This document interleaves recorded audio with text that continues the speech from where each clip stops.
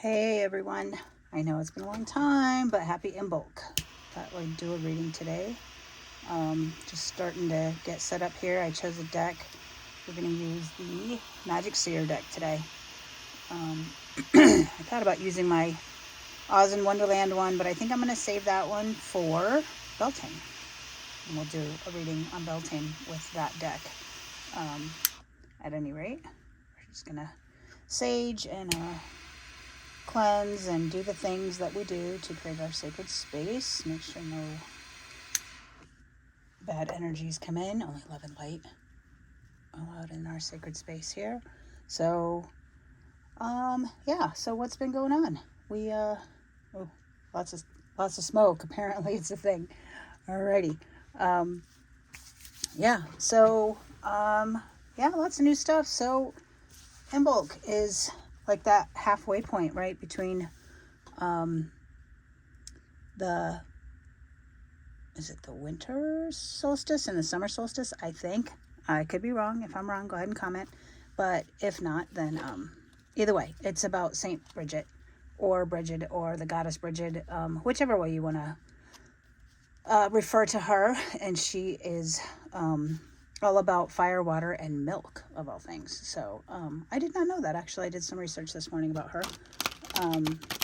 She's the saint in Ireland, actually, Catholic Irish Saint Brigid, and she actually watches over the wells. So there's the water part. I don't know what the fire part's about. I forgot that part and the milk part, but fire, milk, and water today. So on your altars, if you'd like to light some candles, maybe offer some milk and water to her, that is something you could do to honor her today. So that being said, my cards are a little tough to shuffle today, probably because I haven't used them in a while, but that's okay. We're going to go ahead and get the current energies for my collective. So what are the current energies today? Current energy for this lovely February 1st Imbolc day. It's also, oddly enough, my Uncle Marty's birthday. Happy birthday to him. He's in heaven now, but still remember him. So, happy birthday, Uncle Marty. All right, current energies for today. We have the Nine of Swords in the reverse, which if you're going to get the Nine of Swords, I guess we want it in the reverse. This is the end of overthinking, right? The end of being in your head and not expressing yourself, right? When we think about overthinking, and we just did a group the other night in my class at my new job where we talked about how do you know when you're bullshitting yourself? And one of my clients answered, because I'm overthinking it.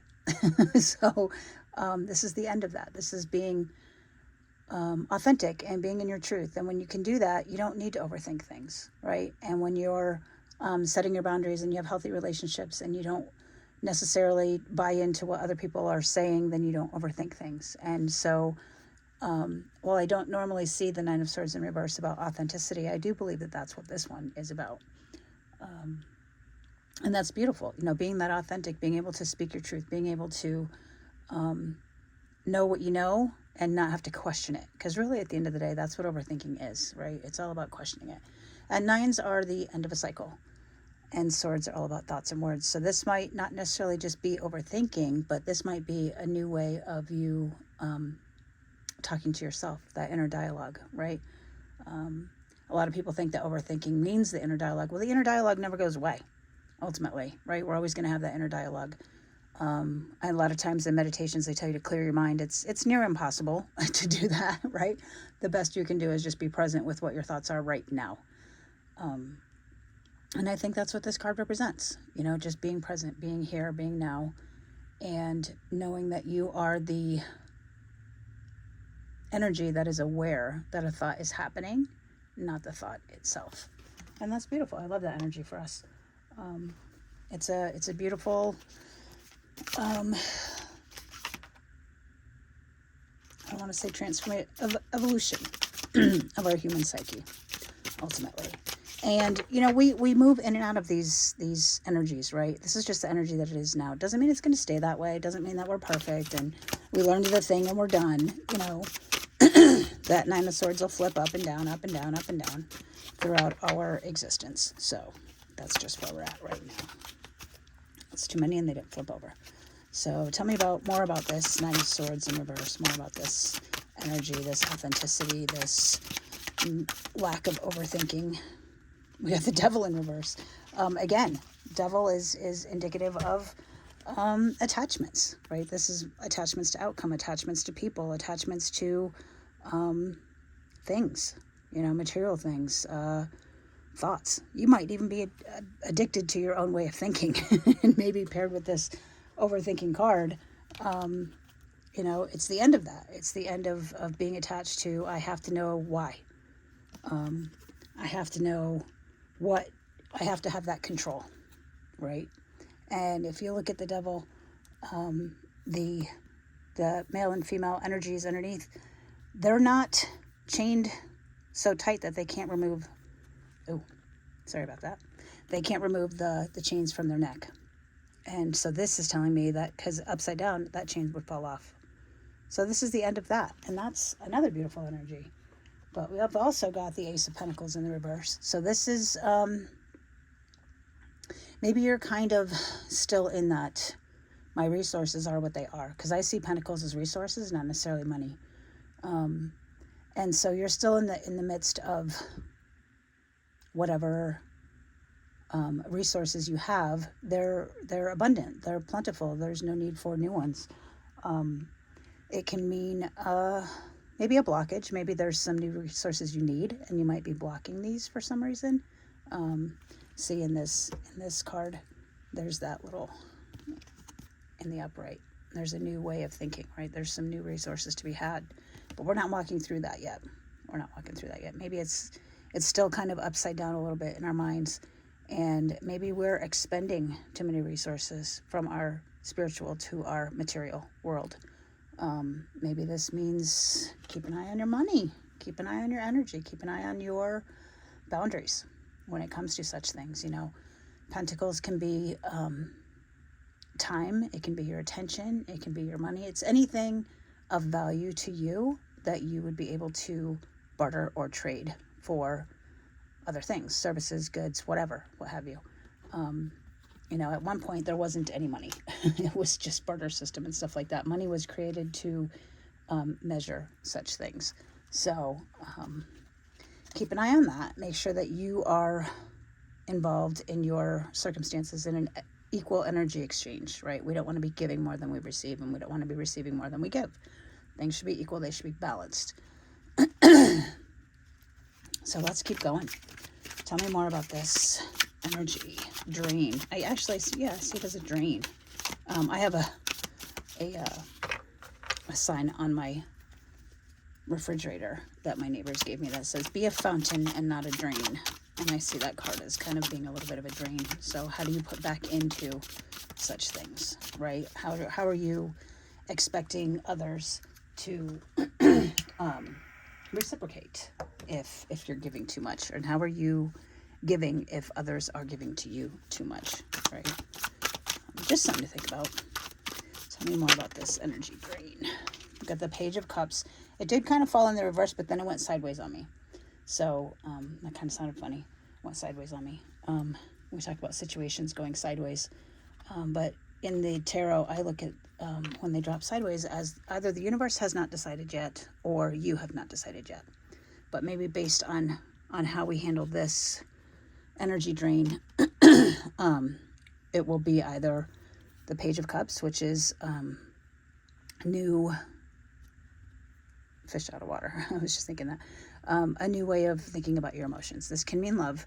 It can mean romance, but it can also mean love of self or loving your life or feeling fulfilled or all the things, right? Maybe you're starting a new relationships, new friendships, new relationship with yourself.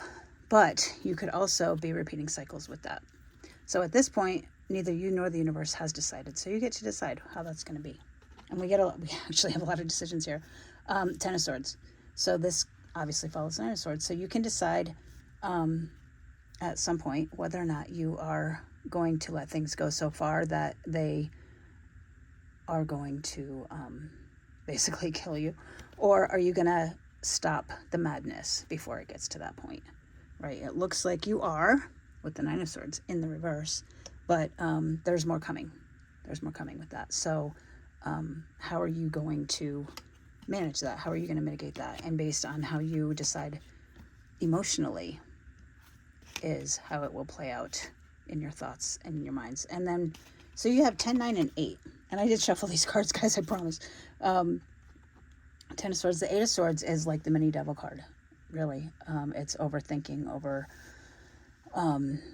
speaking to yourself in a not so nice way. These are the thoughts and words that we use against ourselves, right? She's not looking at anyone other than herself, and she's tied up and bound by her thoughts and her words. And who put her there, right? There's nobody else in this card but her. And there's very little emotion, right? This is all about thoughts. This is all of the logical side of your thoughts. But again, you get to decide, is this going to be in the reverse or is it going to be in the upright? Lots of thinking and stuff, not too much emotion. We've got all these swords, a little bit of emotion, but the pages also can represent the fact that you have gone through the ace, through the 9, or through the 10 rather, in the suit of emotion, and you have learned something new. And the pages are when you start to actually turn that knowledge into wisdom. So you have the knowledge, like that's already a given because we have the page. So are you going to turn it into the wisdom emotional, or are you going to repeat and go back to the ace and have to learn that same lesson again? Depending on that, I guess they all fell the same way sideways. So I suspect that they would all come in the upright or the reversed, given whatever way you or the universe decides to play these things out. But very, very in our thoughts, in our logic, in our masculine energy. And although the energy is that we're letting such things go, they're always there. We have to always be aware, right? Always be aware of how you speak to yourself. Always be aware of the thoughts and the words that you're using inside your head that you maybe don't even speak out loud. Or maybe those things that you do speak out loud. You know, maybe this card represents the way that you talk to other people. Maybe you are a bit abrasive or a bit aggressive. Maybe it's time to come back into something a little more assertive. Or maybe, you know, when you talk to yourself, show a little more grace, a little more compassion, a little more emotion. You know, how does that feel? Instead of, can I make a pros and cons list? You know, put your hand on your heart, activate your heart chakra, decide, is this a thing that I want? As opposed to, does it make sense logically? Does it make sense emotionally? So that's something to think about. We'll keep going, and we'll ask for some advice with this, what's coming, these decisions that will need to be made regarding these thoughts and words. Oh, and the 10 fell. What advice do we have with this energy drain that may... And actually the energy drain would contribute to this, right? Because if you don't have enough energy, if you have not filled your own cup first, then how you interact with other people, including your own subconscious, is going to be affected by that, right? It's all going to be affected by that, by how you take your self-care, you know? Are you taking time for yourself? Are you allowing yourself to rest? Are you not calling it lazy? Those kind of things, right? So what's the advice for this spread? What's the advice for this story? We have the 3 of Wands in the reverse. 3 of Wands as the advice. So 3 of Wands is like, you know, the Ace of Wands is that, wands are all about creation, sparks of ideas. And the Ace of Wands being a brand new idea, the 2 of Wands being I need to make a decision, the 3 of Wands is I'm going to look out amongst everyone else and finally choose the direction that I want to go in. But you have it in the reverse. So this might be something of a not really sure what to do with this idea and these decisions that you've made. You know, you might have a new idea for, I don't know, a new job or a new business or a new relationship or a new routine. It might be a new self-care routine, and you've kind of made a decision, I'm going to do yoga, or I'm going to do sun bath, I'm going to do this, I'm going to do that. And you go in that direction, but you haven't really decided on the tangible, maybe the community, you know, threes are about community too, tangible community that might be coming in the way of whatever decision it was that you made.